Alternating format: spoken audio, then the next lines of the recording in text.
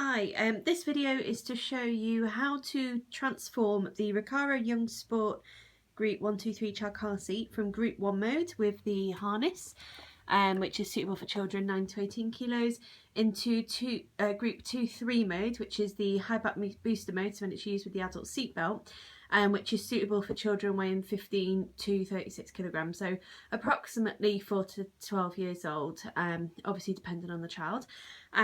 So I'm just going to run through with you how to actually remove the harness to make this seat suitable to use as a high back booster. So the first thing we need to do is remove the shoulder straps of the harness. So I'm just going to pop the video here. There we go. Oh. Okay, so hopefully you can still see everything. And my lighting is in the way, but that's fine. So the first thing you need to do is loosen the harness off. Make sure you can still see, yep. And turn the seat round, and at the back here you have this Y-shaped metal bracket. And what you need to do with this metal bracket is actually slide the straps off. It's fairly, I would say it's fairly easy to do, but it doesn't feel like it sometimes. Okay, so you just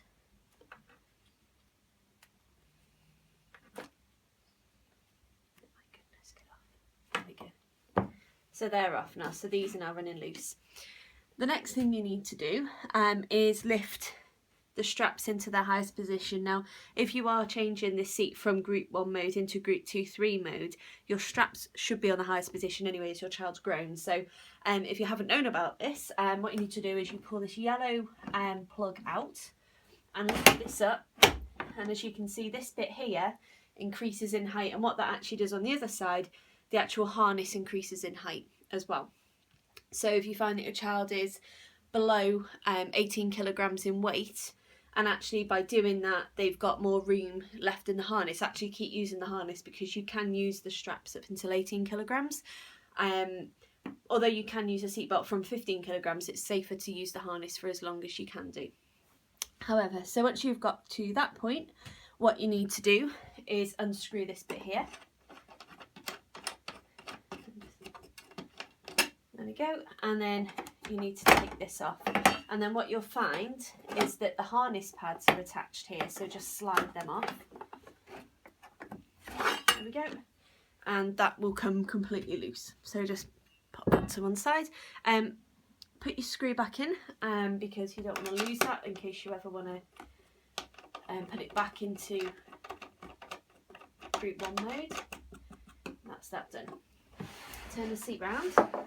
And now what you need to do is pull the straps, and they should come clean out of the seat. Okay, so that's that job one done. The next thing you need to then do is actually remove the hip straps, and to do this you need to take the cover off the bottom of the seat. So you just need to lift the elastics over the recline knob things, pull that up, and you just give it a very good tug off. It's just so not the easiest thing in the world to do.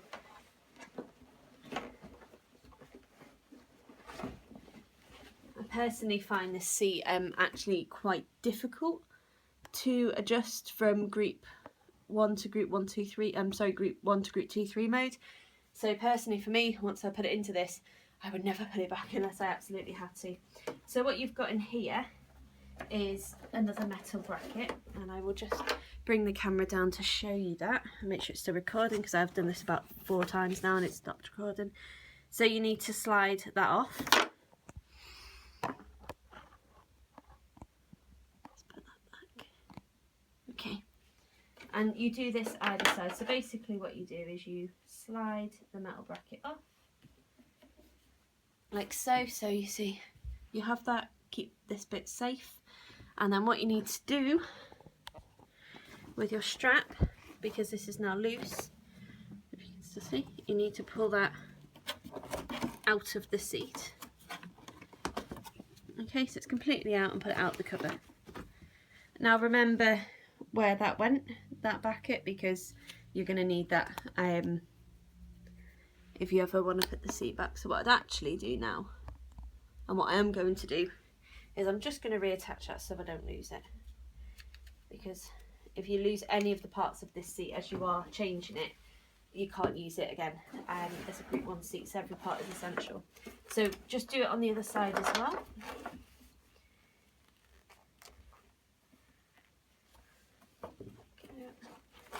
And put it out, and then put it out through the cover, and then remember to pop it back.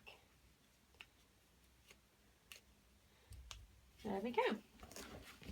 So that is that bit. So what we've got now is the entire harness out of the seat. I've still got it attached to the buckle, for no particular reason, but it's just quite helpful. And what we need to do now is turn the seat over. And this bit here is the bit you can use to recline the seat. You actually need to unhook it here. It's not the easiest thing to do. It takes a little bit of force. Oop. That always scares me. And then just spin it round. And then what you'll notice is in here, the actual harness buckle has the same sort of attachment. So you just need to take that metal bracket out again on there. So I'll pop you back up there so you can somewhat see. So just unhook that. I have no idea how this gets so sticky and disgusting. Again, not the simplest thing in the world to do. Sometimes you might just want to go and buy a new high back booster, to be honest, because it'd probably be easier and less time consuming. Get off. Stupid thing. Right. So we have that. Marvellous. Again, keep hold of that, we don't want to lose it. Spin your recline bit back down and click it back in. I tend to actually put it on the floor and click it in because it's easier. And then what you need to do, are we still recording? Hallelujah, we are. Is just pull that out. And then finally reattach that to there because you don't want to lose that.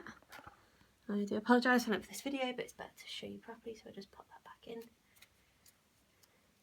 Right, and that's your harness out. I would always keep it clipped into the buckle because you really don't want to lose any parts of it. So always remember to keep them in a safe place. Next thing to do is you now have just this bit that was used for the buckle. What I tend to do now is I just pull that through the material like so you can't see that. And the other thing I do is I pull the strap, which is down here. Pull that strap and it makes the metal bit disappear into the seat. So this bit down here. Okay, so you just keep pulling it. There we go, and that's completely disappeared. So that's sorted. And then the last thing you need to do is put the cover back on. So I shall do that now. There we go. Again, not the easiest cover in the world to put on.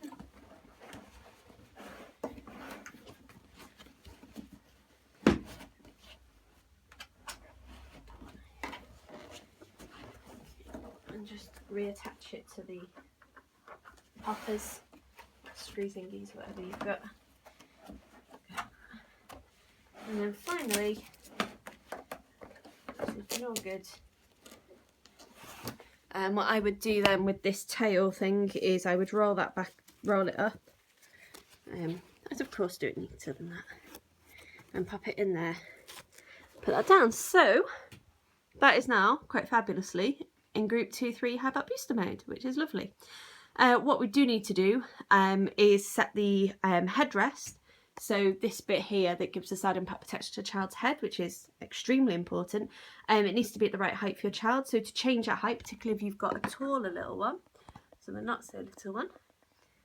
Right, you should be able to see that here. So again, turn the seat round so you can see. And that orange plug that we had before.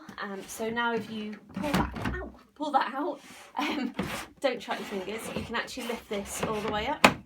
And that is the very highest position, but you've got loads of different positions. You'll be able to see all the different holes you've got. And that's the highest one.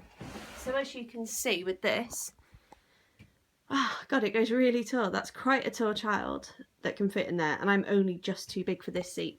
Now, finally, just to show you, I'm going to show you how this works as a high back booster. Because again, I actually check car seats for a living, in case you didn't know. I see these used incorrectly a lot. So when your child is sitting in the seat, take your seatbelt and you follow these red guides down here. So you do not follow these red guides, that is incorrect. Therefore, when it's routed with the harness, you follow these red guides. Make sure your seatbelt isn't twisted, like mine is there. And what you do is you pull your seatbelt across and both parts of the belt go through this side. Okay, so it's not always the easiest thing to do. It's in there. Okay, and then I'm sure it'll be easier to do this in real life, not on a demo rig with an iPhone. Then click that in. And then finally what you need to do, you need to pull it tight across your child, because you want this bit on the hips and you want it tight on the hips. This should not be on their stomach. If this part of the seatbelt is on their stomach and not on the hips, then they are too small for the seat. And then finally this bit up here, and this needs to go through here as well. Okay, so the diagonal belt is running from their hip to their shoulder. What you do need to do then is, of course, make sure this headrest is in the correct position and the child's head is contained, sort of where that Recaro label is. Anyway, I hope this is helpful to some people, and thank you for watching. Bye.